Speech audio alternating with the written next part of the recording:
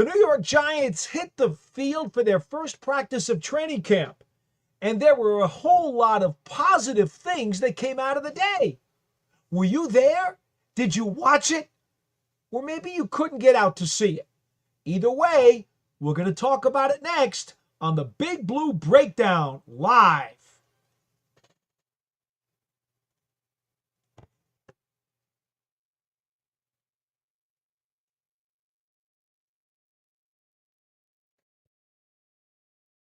Hi again, everybody, and welcome to the Big Blue Breakdown Live. I'm Paul Dottino. So glad to be with you once again. And look, if you folks know anything about me at all, you know how excited I have been about this day. To see the football Giants back out on the field once again. Honestly, I can't even begin to describe. It is like wading through months and months of climbing through a desert and then finally finding a big jug of water. The off season is tough, folks, but it's over. Yeah, it's over. Now it's time to get down to Giants football, the real thing, to find out who belongs in the starting lineup, who belongs on the 53, who belongs on the practice squad. Coaches are grading every minute of every day. The evaluation period has begun. But first, we start off with some news. Brian Daboll and Joe Schoen, the head coach and the general manager, had a briefing earlier today before practice on the state of the Giants. Now, what did we learn? Well, let's go to Joe Schoen first. He indicated that Andrew Thomas, who was coming off of last season's foot injury, although he is starting the season on the PUP, or the physically unable to perform list, which, by the way, as you folks probably know the rules, at any time a player can come off of PUP and begin practicing. The reason you hold the guy off of that list is because if you're trying to ramp him up, you don't want to activate him too soon. Because if he has any kind of a setback, you cannot put him back on the PUP list. You can only put him on the PUP list as camp starts. It's not a bouncing back and forth kind of deal like injured reserve is. Okay? So he is on the PUP list, but Joe Schoen, the GM, said today, fully expects that Andrew Thomas will be ready for the regular season opener against the Washington Commanders on September 7th, as I look at my schedule here in my office right above my desk. Yep, that's the expectation. Joe Schoen said it very clear and as plain as day, expects Andrew Thomas to be ready for the opening game against Washington. Now, earlier today on the Big Blue Kickoff Live show, somebody called up and, of course, mocked that answer and said, well, that's not 100%. Now, if you folks heard that show earlier today, you heard what I said, right? Death and taxes are the only things that are 100%. The point being, while Andrew Thomas is in the latter stages of his rehab and beginning to ramp up a bit as he prepares to get onto the practice field, there's always the chance, albeit nobody wants this to happen, but there is always a chance, always, that something could happen to his foot. That's just the nature of the way things are in life. Heck, any one of you could step off a curb tomorrow and sprain an ankle. That's just the way things are. So that's why Joe Schoen has to say, yes, we expect him to be ready for week one. He's got to say that. You can't say absolutely positively, yes, he's going to be there, because then if somehow, some way, he suffers some type of setback, then maybe he won't be ready for week one. And then if that happens, people are going to go back to Joe Schoen and say, well, you said he was going to be ready week one. Why isn't he ready? That doesn't serve anybody any purpose or any good. So let's make it very clear. Joe Shane expects Andrew Thomas for week 1. So that's the first bit of business. The second bit of business. Many of the media folks today at the press conference went after Shane and Brian Daboll, trying to determine when Jackson Dart's going to get his first action, when he might start, when he might play, what is the timetable for him to get into a game. Ridiculous questions for day 1 of training camp. We all know that. But apparently there are some people who feel obligated to discuss such hypotheticals. Coaches and GMs really are not involved in hypotheticals. That's the last thing in the world that they want to deal with. But in any event, Brian Daboll made it real simple. He said it flat out, as clear as a bell. Russell Wilson is the starter. The other quarterbacks will compete. It's just that simple. It's no different than anything else that Brian Daboll has said for months, although he never said it as direct and as clear and as concise as he said it today. So let's put that whole thing to rest. For any of you out there who somehow, in some hypothetical world, had some misinformation pumped into you and thought that Russell Wilson was not the starter, at least now you have a clear answer. Russell Wilson is the starter. Everybody else competes. Okay. Point number 3. The folks who were limited or did not participate in spring drills, some star players like Malik Nabers, like Dexter Lawrence, like Darius Armstrong, like Cam Scattabo. These guys, full go. Nothing to be worried about. I think we told you that last week when I think, was it last week or a few weeks ago, somebody was asking about Scattabo and concerned that he was on the side. Well, it was not a big deal. We told you that then. And indeed, all the guys we just mentioned, they were full go today in the practice. Now, the practice was with helmets, shirts, and shorts. That's it. Not full pads. They won't be doing full pads and having a real hitting practice when they actually hit for real and run through plays for real. That won't happen until Monday.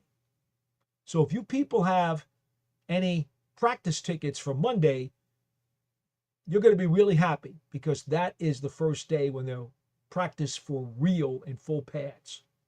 Up until then, the rest of the week and the weekend, it's shirts and shorts. And then as we get to the weekend, they'll have the shells, the half shoulder pads on. But again, that's still lightweight stuff. So keep that in mind. Dexter Lawrence said he came through practice today fine. Feels good. He's in the latter stages of his rehab on his dislocated elbow, but he seemed very pleased with the work that he got in today. Scattabo did not have a media availability. I don't believe I saw him talk in any media today. He certainly did not come to the podium. Malik Nabers did come to the podium. He said he felt really good today. He had a good practice. I would add, and I'll get to this in just a little bit, Malik Nabers was the star of the practice session today. And I'll get into that in just a bit. And again, I'm sure you've seen some of the highlights on Twitter. Nabers was being Malik Nabers today. He made plays. But back to what he said during his press briefing. He indicated that the toe, and I don't know which toe it is specifically, I think it's his big toe, that bothered him during the last couple of months of last season. And by the way, this is a toe injury that has actually bothered him for a couple of years. It troubled him a little bit at LSU as well, but it didn't prevent him from being an extremely high draft choice, and it didn't prevent him from being a spectacular receiver in school. Well, it also didn't prevent him from being an incredible receiver last year as an NFL rookie either.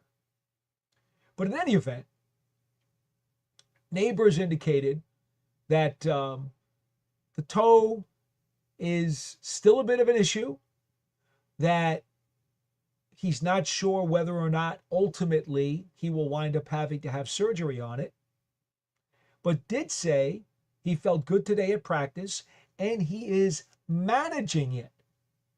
He also mentioned that he might talk to the coaches and maybe the training staff and kind of try to coordinate a plan during the course of the season, whereby maybe if he needs some time and some consideration, you know how it is nowadays in the NFL. Coaches and trainers give players load management days off to rest a particular ailment or because they're an experienced veteran and they think they could use a break. So we're already being given smoke signals from Malik Nabers that there's the potential of something along those lines for him. So nothing to be overly alarmed about. The toe injury is still there. It's better than it was, but he believes that he can deal with it and looks like he's going to play through it because the way he played today, wow, he was really good today. But that shouldn't surprise any of you.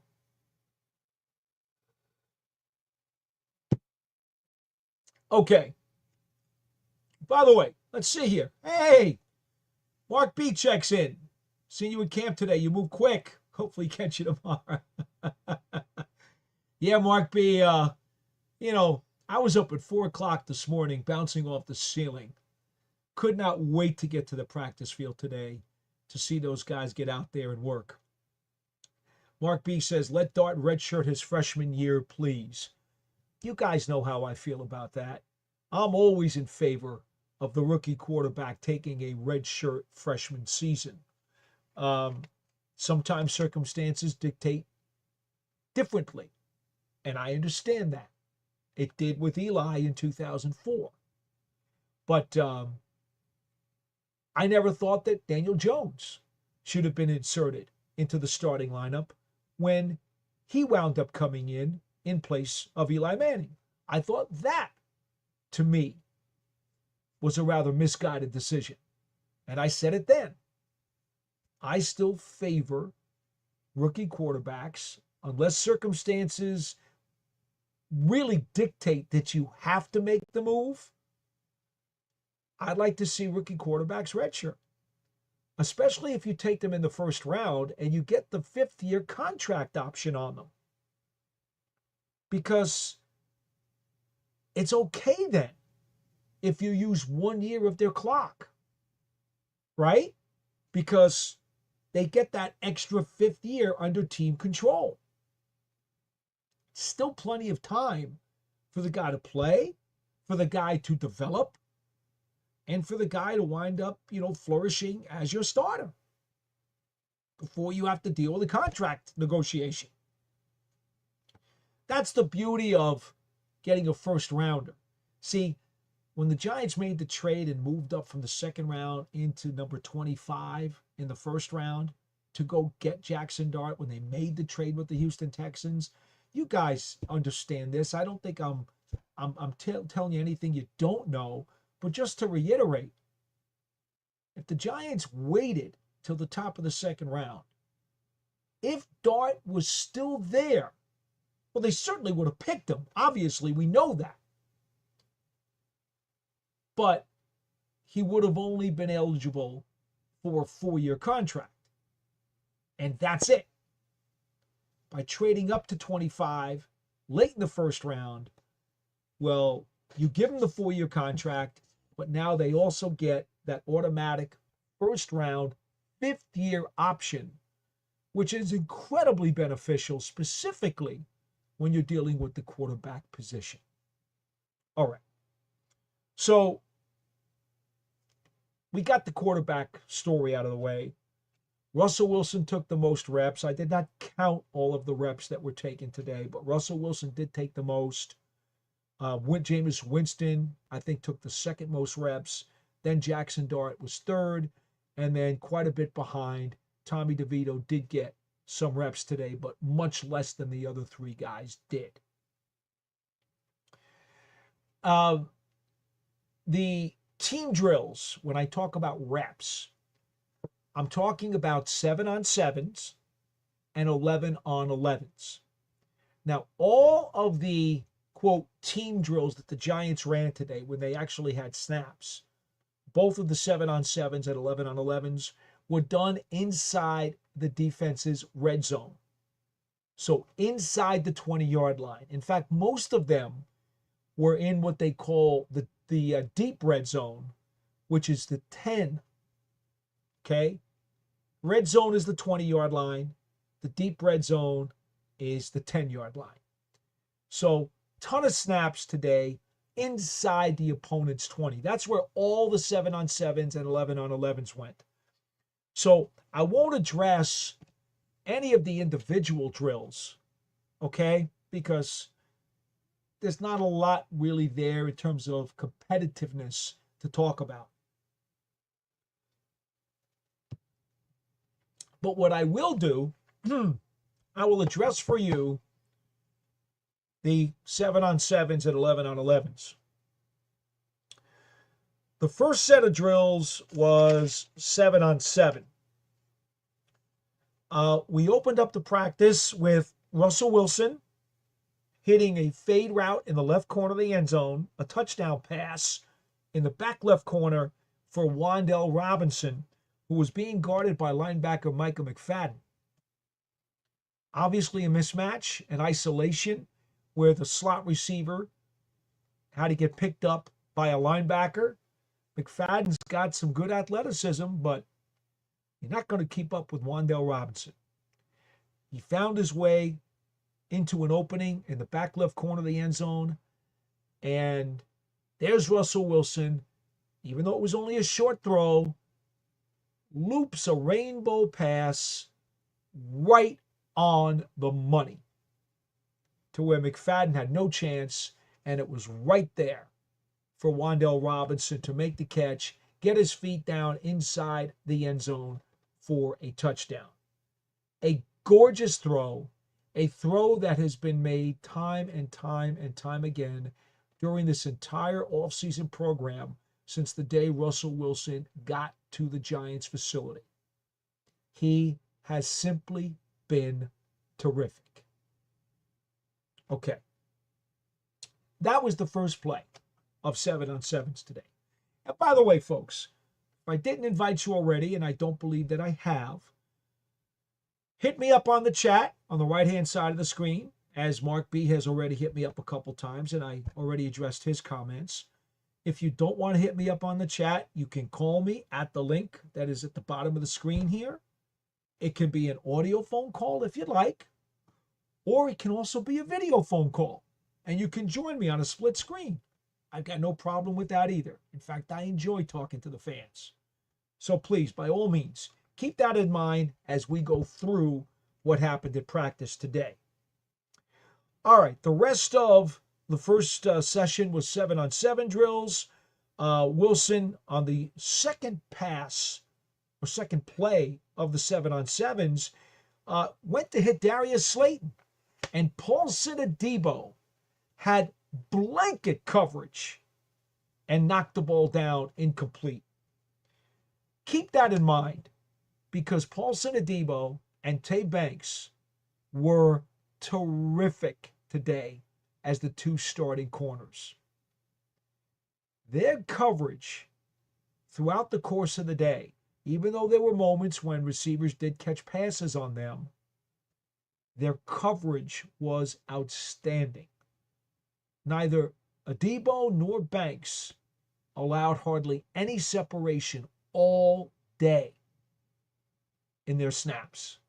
They both played exceptionally well in plastering and sticking to the receivers.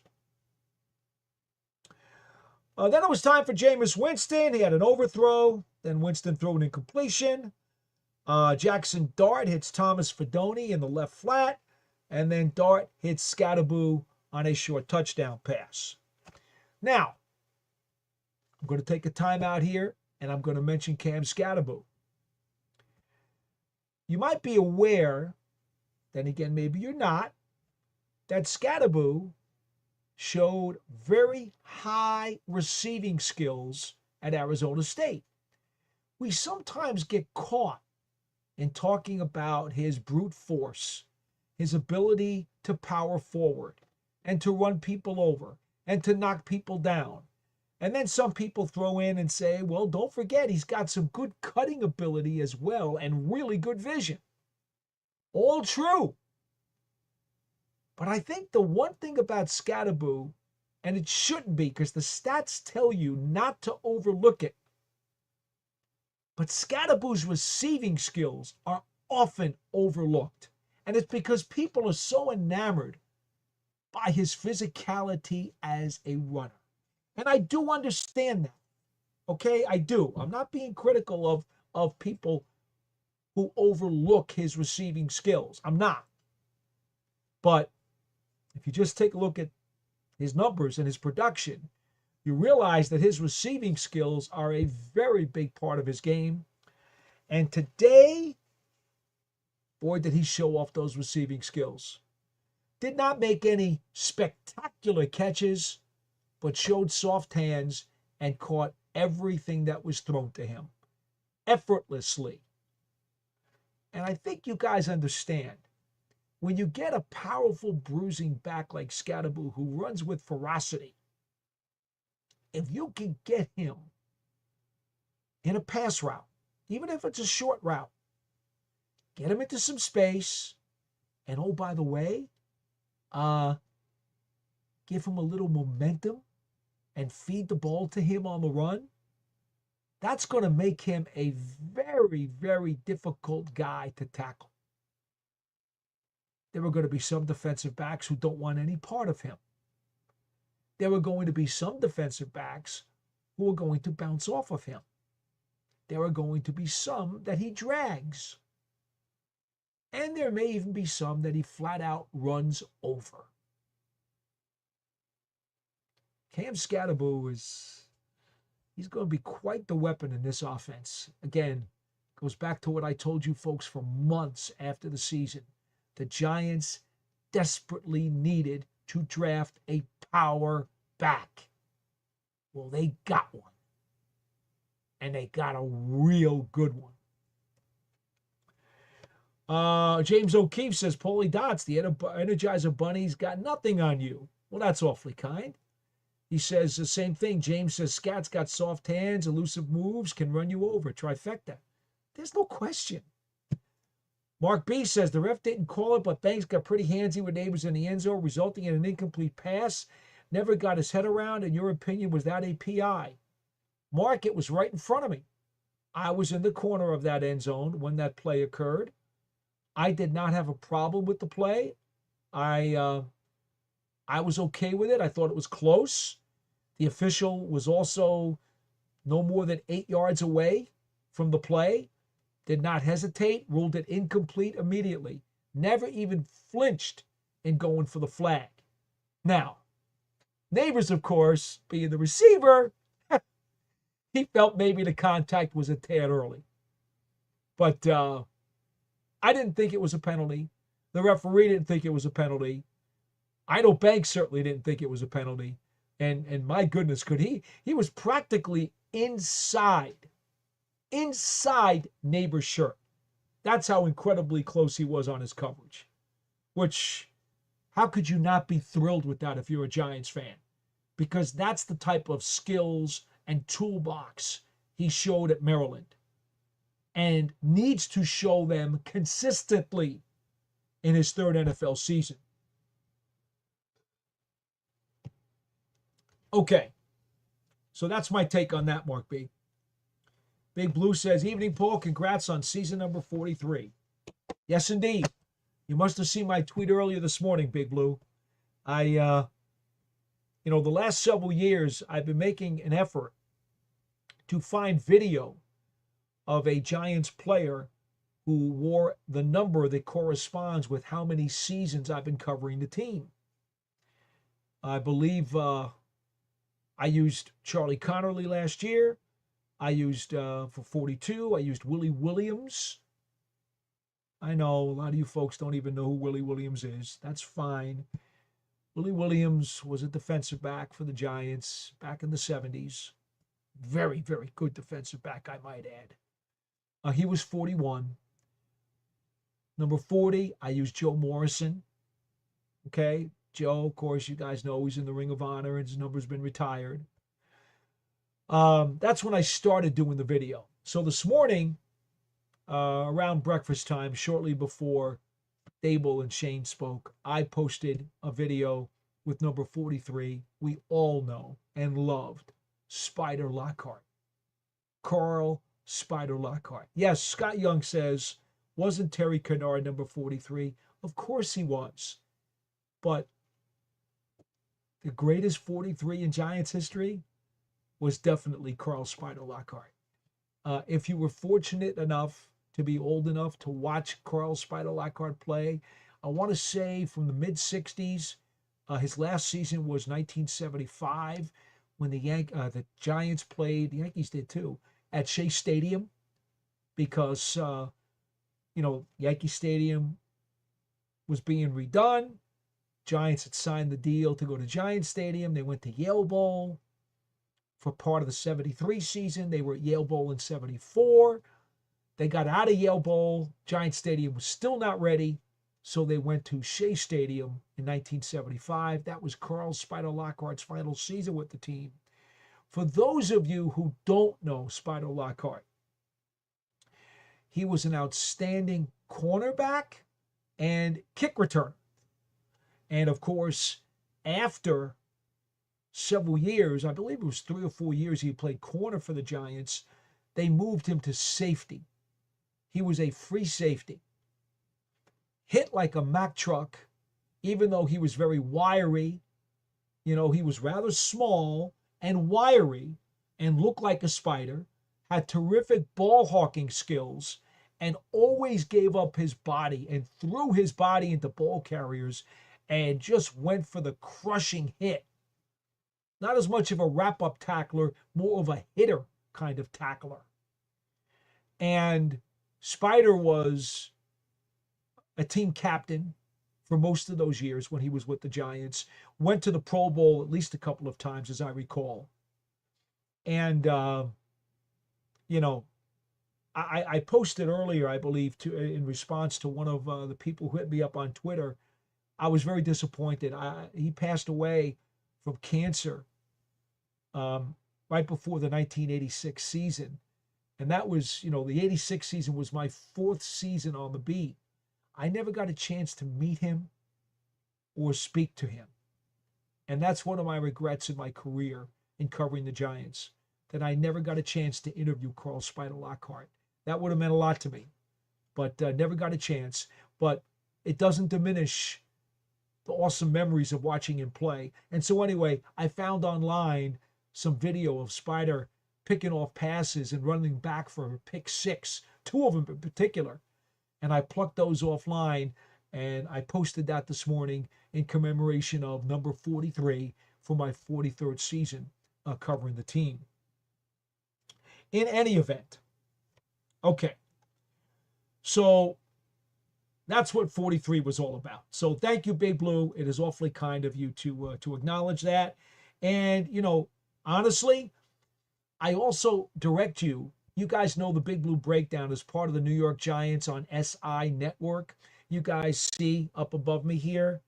In fact, can I point up here? I need to point up there. Yeah, you see that up there? There's the addresses. Patricia Traina, who some of you probably also follow on Twitter and follow her Giant stuff throughout the season and off season. She's in charge of the New York Giants on SI page, and she's the one who asked me to do this show for her network, so to speak. And this past off season, there's a special series on the New York Giants on SI website. The articles, where the articles are, there's a written series every day as they count down to the first game of the season against the Washington Commanders. They started at 99, and different members of her staff wrote articles about which Giant was the best Giant to wear that number. So it started with number 99, and I wrote that one, and it was Leonard Williams. That was 99 days until opening day. I'm not sure. I'd have to check. I'm not sure where, believe it or not, I don't know how many days it is until opening day. Seriously, I don't know. I'm just so excited about day to day and going to practice that I haven't even discussed. Okay, number 46. Number 46 was today. It's 46 days till opening day. Do any of you, without looking at the New York Giants on SI website, do any of you want to take a guess over here in the comments? Who do you think the best number 46 was in Giants history? I have written over half of the 100 players who are included in this series. I did happen to write this one, number 46. Does anybody want to take a guess? I'll leave that open for you. I see Queensboro brother, one of our regulars, says Emlyn Tennell's number is creeping up on you, Paulie. Indeed it is. If I have my way, I'll go well past that. God willing. In any event. All right. So yeah, please. If any of you have any idea who the best Giant was in franchise history to wear number 46, and I will give you a hint if you'd like. Okay? Post 1980. It's not even an old timer. So don't be afraid to guess. I'm not talking about somebody who played in the 30s or the 40s when the Giants' base color was red and the helmets were blue. I'm not doing that. Not even talking about somebody who was in the 50s or the 60s or the 70s. The greatest Giant to wear number 46 came out of the decade of the 80s. Just saying. So, see what you think. Anyway, I'll look for your guesses, and we'll talk about that in just a bit. Anyway, just to reiterate, that series, New York Giants on SI.com, that written series, every day, again, picking the best Giant who wore that particular number as they count backwards from 99 down. They're at number 46 today, so number 45 will be tomorrow. I don't think I need to tell you who that is. You already know that, I'm sure. But 46 is a tough one for a lot of people. I had a 46 in mind immediately when I sat down to write up the write-up. And then obviously when I thought about it and I looked at the list, it was like, oh yeah, the guy I guessed was right. So, and then I wrote him up. So his plaudits will be there on the, in fact, it came out today, number 46, if you want to read it. All right, let's see here. Scott Young says, Paul, just a question. Do you prefer the old Giants stadium over the new stadium they play? Now I really love the old stadium. Everybody loves the old stadium more because it wasn't a dual-purpose stadium. This stadium has to serve two teams. It's the Giants' home. It's the Jets' home. It's a dual stadium. It's not perfect because it's not just the one-team stadium. I get it. I get it. Sal Fino says, I'm 74, and I know every player in Giants history. Well, Sal, the Giants just celebrated their 100th birthday this past season. So, you know, they had like 25 years or so before you were born. I'm sure you don't know those guys. but I get your point. You certainly know a lot of them. And I think that's very cool. And thank you, by the way. I don't know what our demographics are for this program, but it's awfully nice to know that a distinguished gentleman at 74 years old is taking the time to either sit on his phone or on his computer to click on the program and hopefully enjoy some Giants football talk. So thank you, Sal. I do appreciate you being part of it. James O'Keefe says Giants Stadium was much better, in my opinion. Queensboro brother says Emlyn Tennell. Yeah, creeping up on me. I get it. I understand. I mean, it's only a couple more years away, but we'll see. We'll see. Mark B says Patty is a gem. Yeah, Patricia Trainer's very nice person. And again, she's the one who is responsible for me doing this program. Mark B wants to know why the Giants haven't retired number 45. Well, I mean, I can honestly tell you I don't know, because many years ago, the Giants had decided that they wouldn't retire anybody else's numbers because there's only up to 99 in football, and there were so many players on the team every year. Now with the addition of the practice squad guys, which are now more than they've ever had since COVID came, practice squad lists became huge. On top of that, you have all your injured players too. So, it's entirely possible at different times, you're talking about over 70 players who need to have jerseys during a given season. That's a lot of players. I remember asking Wellington Mara specifically about retiring Harry Carson or George Martin's number. You'll remember in the late 80s when they retired together. And Mr. Mara told me, he's like, Paul, I understand, but we just can't do anymore. It's just, we got too many.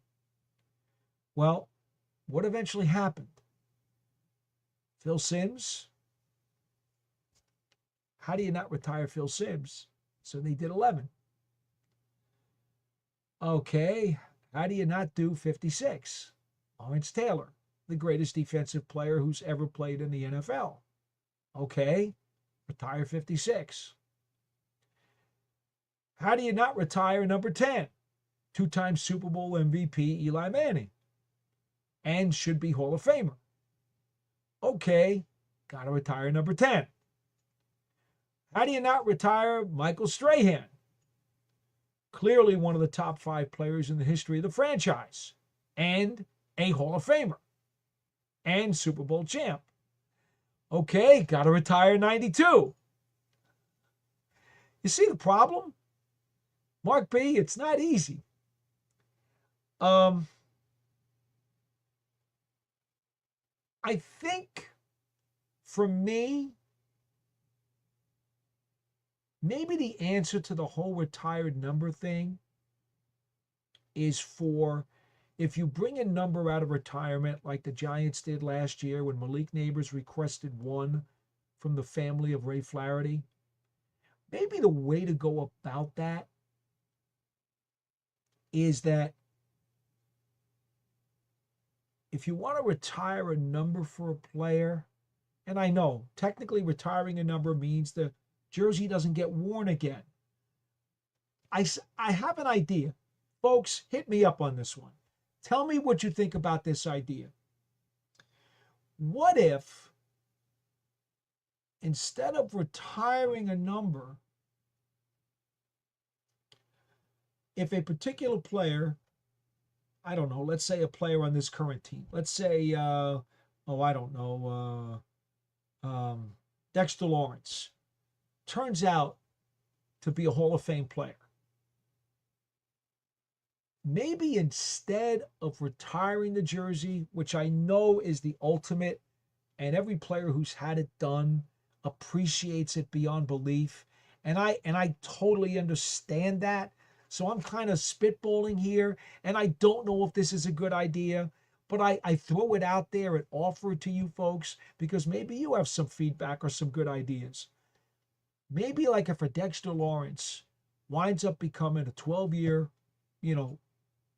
player and a Hall of Fame player, and you think, well, should we retire 97? Maybe what you do is you hold 97 aside, and the next time somebody gets that player, you put a 97 sticker on the back of the helmet.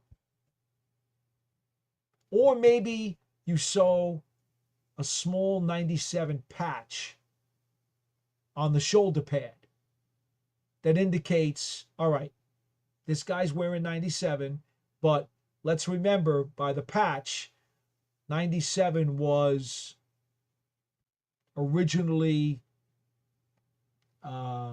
identified with a previous player.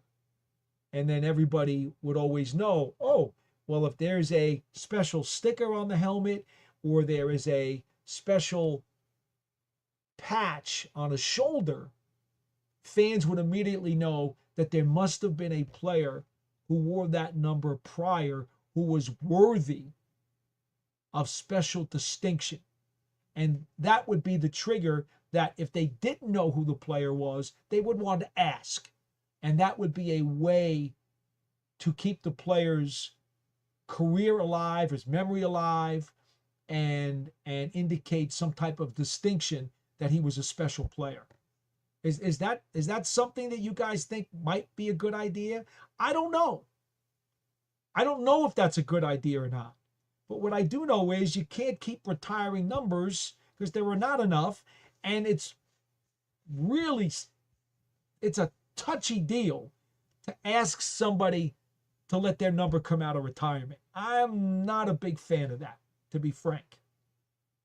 I think if a number's retired, it's retired. I'm not a fan of bringing it out.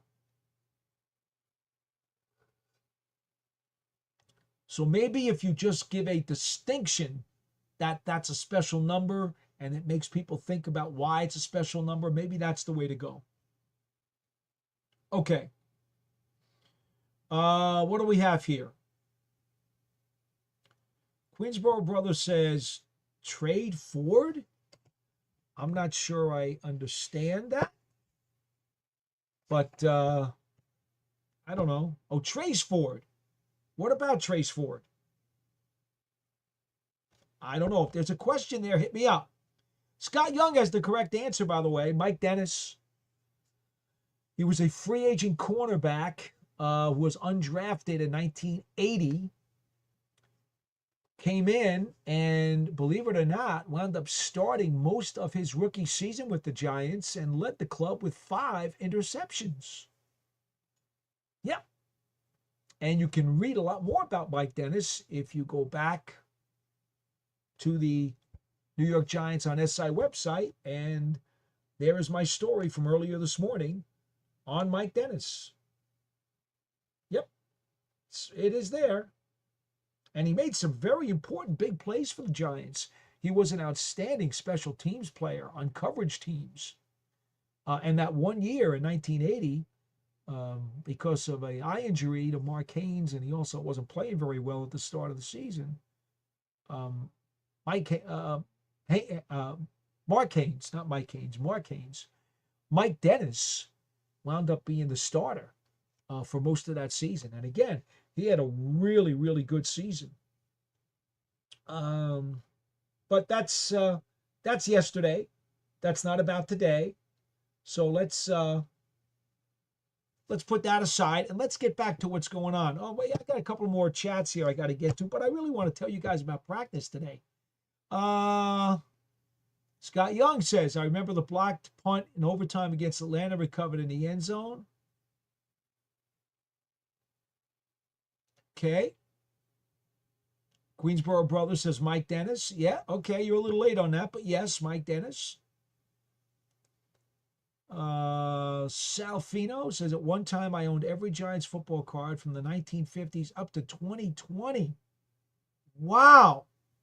Sadly, I was broken how to sell them, so I know most all of the names. Oh, my. Sal, I'm sorry. That makes me sad. It really does. It makes me sad because I know as a kid growing up, when you have baseball cards, you have football cards, hockey, basketball, whatever you collected, when you have those cards, it's a big part of your childhood. And I still like going through the cards sometimes. And it just makes me feel good to hold them in my hand and to, not just hold them and feel like a kid again, but also to look at the players and look at their stats and read the little blurbs on the back and look at some of the funny pictures. And it's enjoyable. So I am sorry. I am sorry to know that you sold your collection, Sal. But hopefully while you had them, it was to enhance your enjoyment of the team. Mark B says, appreciate your honesty. Well, thank you. I'm not sure exactly what I was revealing that made you so appreciative, but I'm always going to be straight with you guys. That's just the way it is. I think you deserve that. It's how I have done my job for now 43 seasons and how I will continue to do my job. I'm not interested in clickbait. I'm not interested in hypotheticals. I'm not interested in making up agendas. That's not where I'm at. I love the game and respect the game, the players and the coaches much too much to do my job that way. Greensboro Brother says 45 is the all-time leader in interceptions. Yes, Emily Tennell, I get it. Phenomenal kick returner too. And broke social barriers, with the Giants and the Hall of Fame. I understand all of that. See, Queensboro Brother, this is part of the thing. And Mark B says, not the same, Paul. Retiring the number holds so much more weight. I agree. You're right. It does. I'm not saying that my throwing it against the wall idea is a good one. It's about the only thing I could think of if you stopped retiring numbers. Look, I go back to my conversation with the late Wellington Mara. When Harry Carson and George Martin retired, I felt really bad when Mr. Mara told me they couldn't retire their numbers. Now, Harry Carson is a top 10 all-time New York Football Giant, and remember, he's on the all-time top 100 list from the National Football League. He's a Hall of Famer. Credentials are off the charts. So, 53 is as worthy as any number to be retired. Now, 75 was a hard one. Now, you probably know why. You older folks are going to know why. Jim Cat Cabbage was number 75. And there were an awful lot of people who saw him play in the late 50s and early 60s when the Giants made a habit of going to the NFL championship game. Yes, I know they only won in 1956. I understand that. They came up short in most of their trips. But during that era of Giants football, Jim Cat Cabbage was a monster pass rushing defensive end. And from what I've been told, deserves a lot more consideration for the Hall of Fame. A lot more consideration than what he's getting. Anyway, so he was the best 75 in Giants history. Then George Martin comes along, and we all know what George Martin meant to this franchise. And oh, by the way, I know official sack stats didn't start until 1981 with the NFL. But George Martin came to the Giants in 75. If you count the unofficial stats that the Pro Football Researchers Association has gone back to accumulate by going through NFL films and by going through the game books with the play-by-play accounts of the contests, they've got George Martin with well over 90-plus sacks in his career. And he won a Super Bowl. And he was a team captain. I know he never made a Pro Bowl. But at the time he retired, he had also scored more touchdowns in his career than any defensive player in NFL history at the time he retired. So George Martin is as worthy as anybody, right? But look, I've seen films of Cat Cabbage. I was not there to see him play. I was not in the press box in those days. I was not in the stands in those days. Cat Cabbage retired before I was old enough to watch Giants football. But from what I've seen, what I've read, what I'm told, wow, he was something. So they didn't retire 75 for him. And then they didn't retire 75 for George Martin. So I don't know. Anyway. Well, you guys keep hitting me up on the chat, and I can't get to today's practice. Oh, honesty in reference to Emlyn Tunnell, says Mark B. I'm just telling you the truth. Scott Young says, Jalen Hyatt, I heard, was returning punts. I wonder if that's something that will come continue into the season. Right now, they're just throwing a bunch of people back there fielding kicks. It doesn't mean a whole lot right now. It'll mean more in about 2 to 3 weeks, and then as they prepare for the first preseason game against Buffalo on August the 9th. It'll start to mean more then. Right now, during the spring, they had like 8 guys back there fielding kicks. It doesn't mean anything. So Scott, don't worry about that. All right.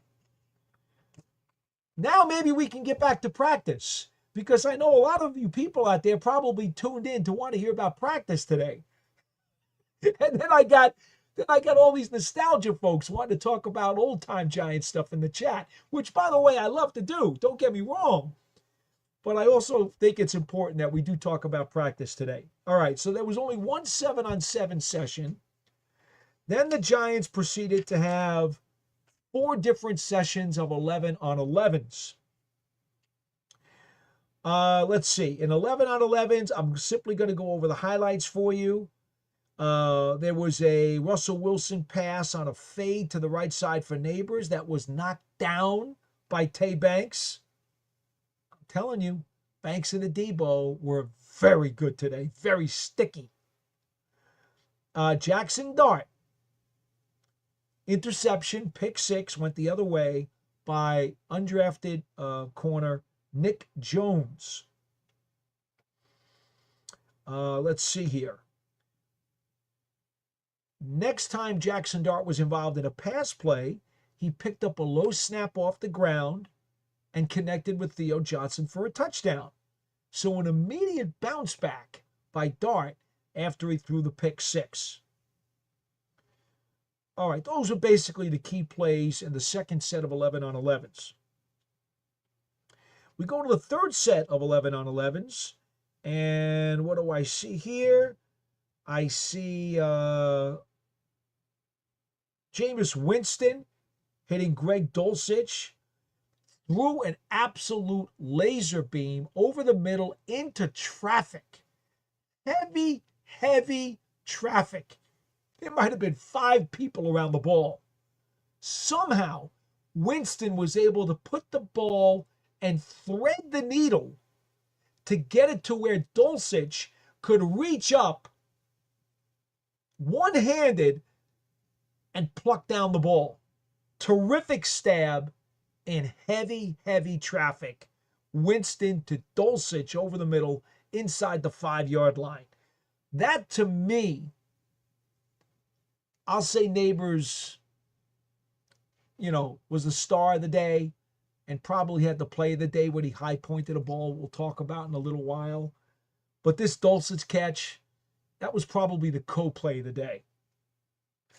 Later on in the 11-on-11s, Tommy DeVito fired a tightrope to Juice Wells, who made a nice stab on it. Then in the next session of 11-on-11s, let me get Scott's comment out of there. Let's see here.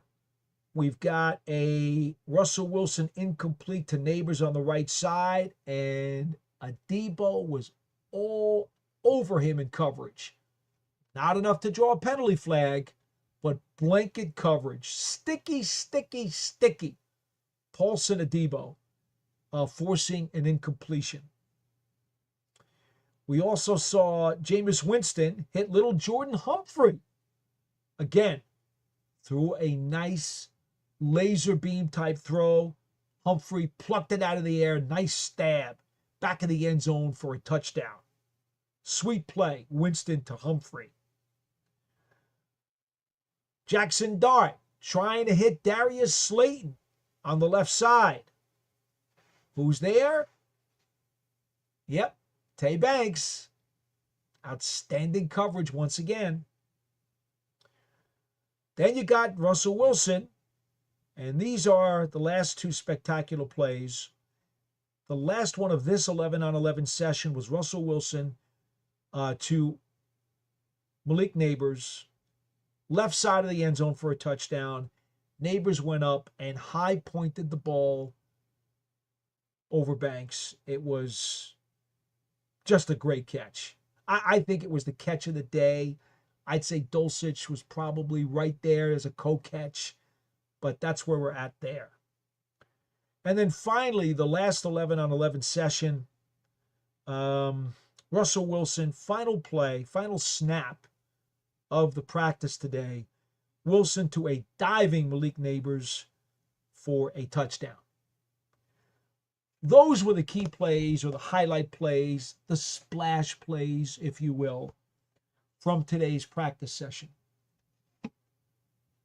So that pretty much wraps up what happened at practice today. There'll be another practice tomorrow. Again, day 2. Shirts, shorts, helmets.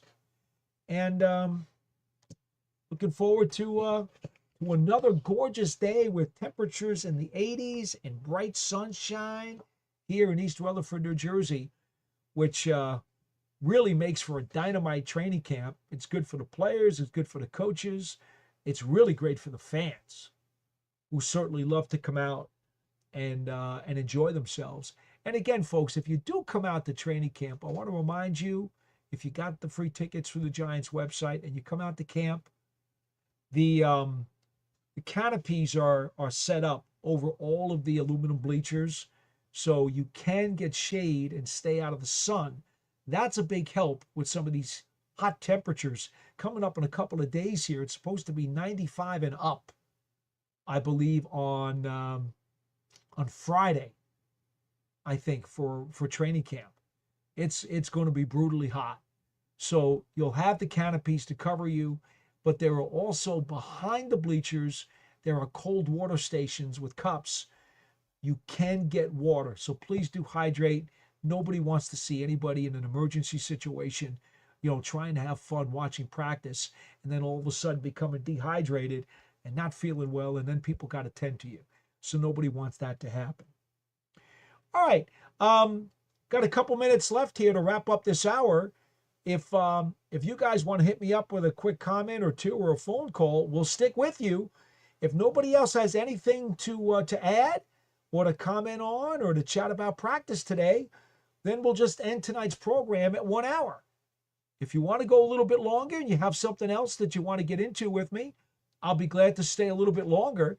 I like to tell people I'm very fan-friendly because we're not on TV or radio where you're locked into times by commercials and by scheduling and programming conflicts. We don't have that here on the internet. We have the ability to be free form. So I can stay longer if you guys have some more to discuss, or we could just wrap it up after 1 hour, which is okay with me as well.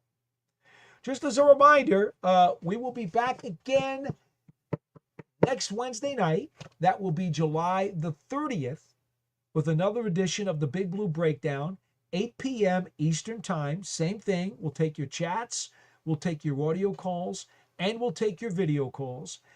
On next Wednesday, the 30th, there is no practice that day. But what we will have on Monday, the 28th, and on Tuesday, the 29th, there will be fully padded practices. So there's going to be an awful lot to talk about next Wednesday night. Not only will we have gone through the first week of training camp, we will have gone through Mondays and Tuesdays fully padded practices where they're really going at it. That'll give us an awful lot more to talk about. So until next Wednesday at 8 p.m. Eastern Time. And remember, if you missed any part of this show and you want to go back and review it, it will be on the archive on the New York Giants on SI YouTube page. And you can go back and replay any of this show as you like. But until next time, I'm Paul Dottino, and we'll be back with another edition of the Big Blue Breakdown next Wednesday evening. So long, everybody.